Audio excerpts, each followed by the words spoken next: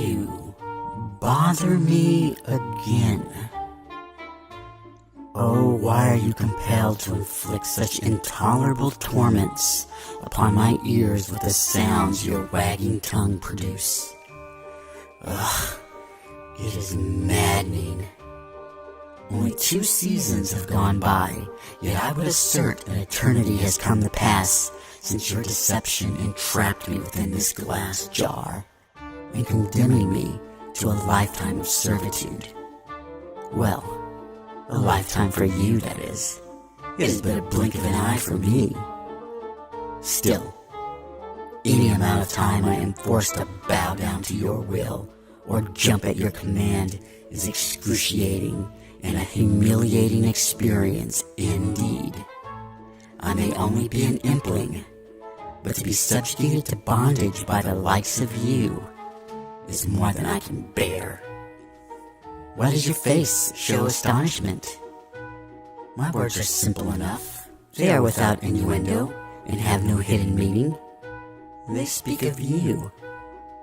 Oh dear me, did I say that out loud?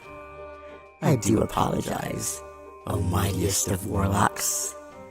My forked tongue sometimes acts of its own accord, as if it has a mind of its own. What I meant to say was, what is thy bidding, my most benevolent young master? You wear on my patience. Why do you pause? Spit it out, child. What demeaning tasks do you have for me to... What the fork? What is wrong with your face?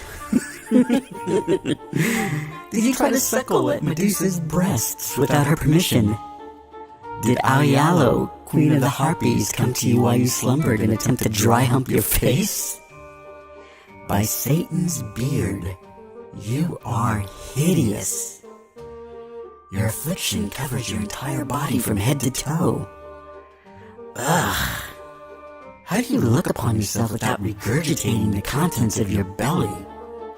How do you stand? Oh, what? Oh, I'm sorry, master. It is that damn tongue once again. Bad tongue. Bad tongue. What? Examine your skin? Surely you jest, fool. Do I look like a physician, educated in inflictions contracted amongst beasts and creatures who walk upon hoof and chew the cud? I am a reservoir for knowledge of the spirit world. I provide sight to what cannot be seen, and I allow you to listen to melodies that cannot be heard. That does not include the diagnosis of diseases commonly spread amongst the dirty tree-dwelling monkeys who entertain themselves by flinging filth at one another. Ugh. Well, very well. Bring my glass prison closer that I may have a better look at you. But not too close. I don't want you shedding anything repulsive on the surface of my container. Even though I despise this mystical cell you've constructed, I still prefer to have a clean and tidy home. It's already bad enough you are touching my residence with your leprous hands. Oh, I hope your fingers soon begin to wither and fall off, and then your nose, and then your Yes, yes, I'll focus on the matters at hand. Oh, repulsive one. Ew. You are truly disgusting and nasty, even more so up close. Never have I seen such a repugnant and sickening... Well, excuse me. I concentrate better when I think out loud. Let's see. What do we have here? Dear, dear, dear, dear. It appears that small black stones have embedded themselves within your skin and throughout your body. Thin, spindly vesicles protrude outward from its center like a network of veins. The black stone is the head of a massive boil that looks as if it's ready to erupt like a fiery volcano. clear viscous fluid weeps from the center of each boil and escapes the large pustule where a stunted hair emerges from its follicle. At first glance, you might deduce that the progression of your disease is what inhibits the growth of the hair. But you would be mistaken. It is being pulled back under the skin. It is being devoured by the black mass that resides underneath. How long did it take for this condition to spread?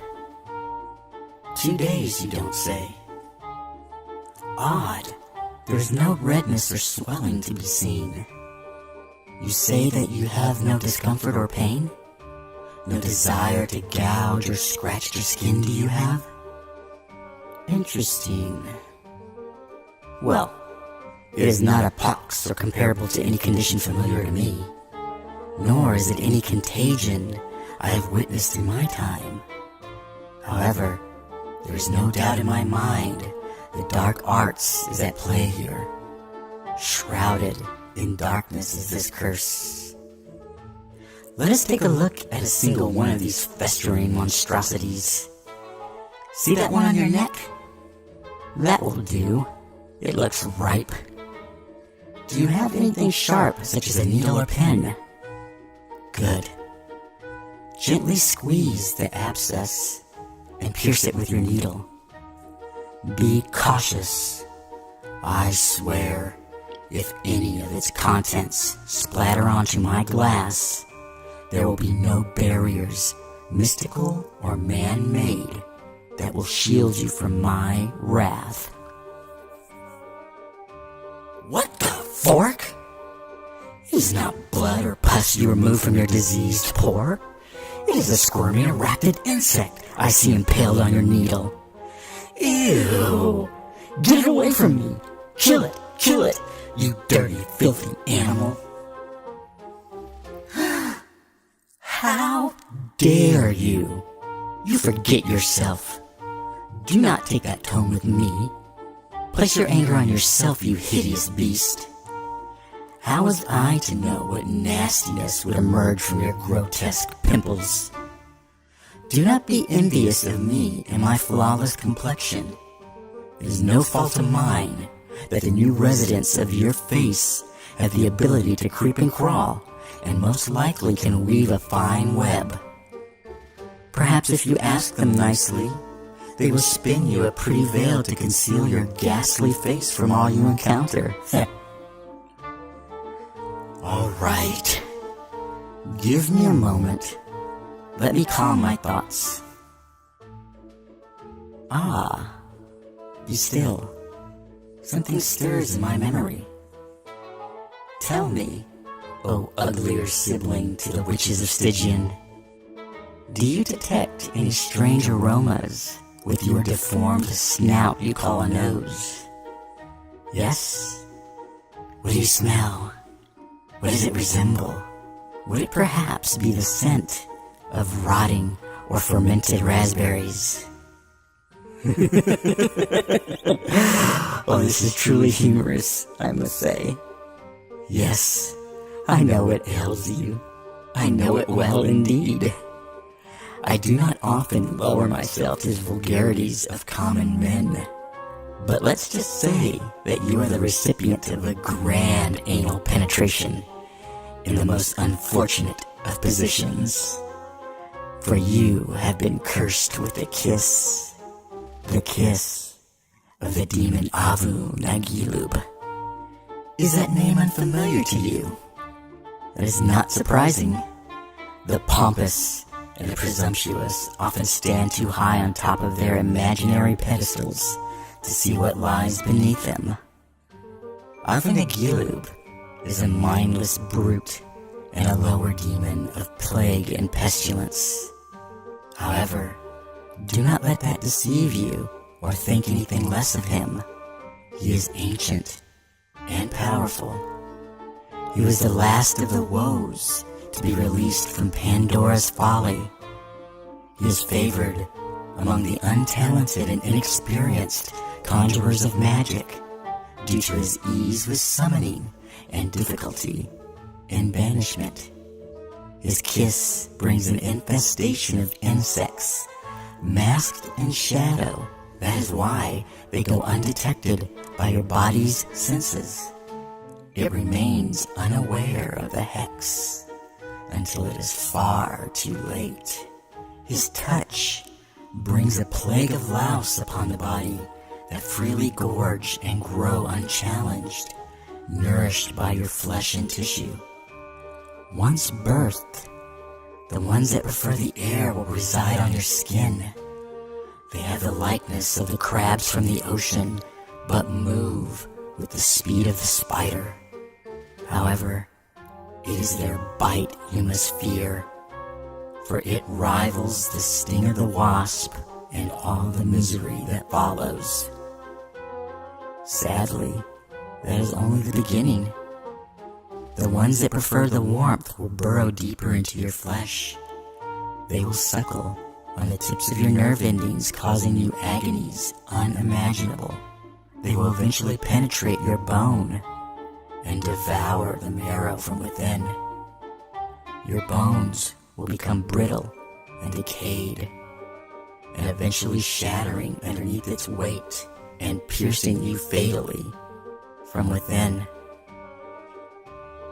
I am sorry, little one. It is a vindictive and painful death.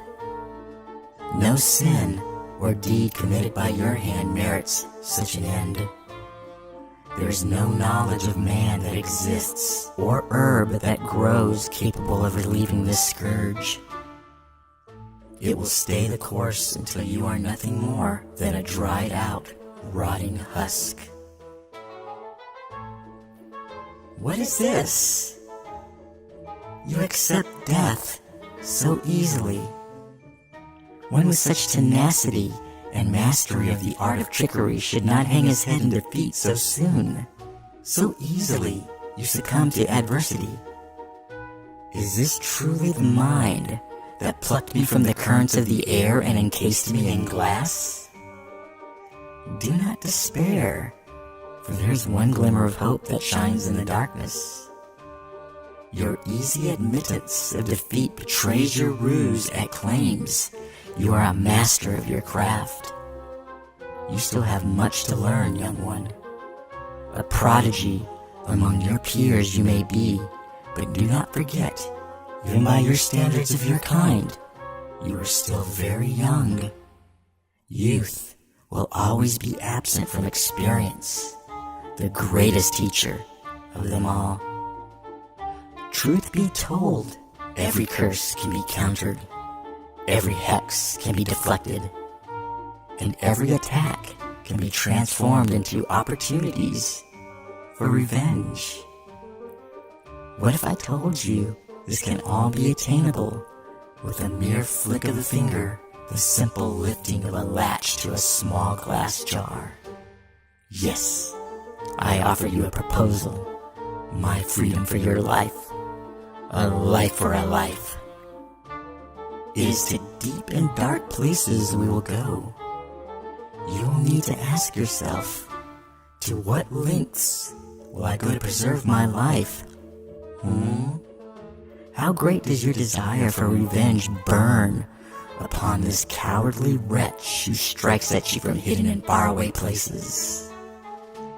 Yes, I have that knowledge to accomplish such a great feat, and much, much more.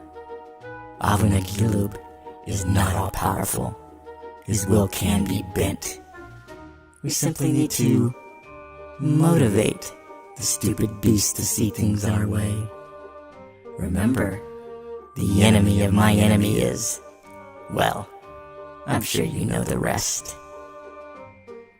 How far are you willing to go? What are you willing to sacrifice? What are you willing to do? What say you? What say you, partner?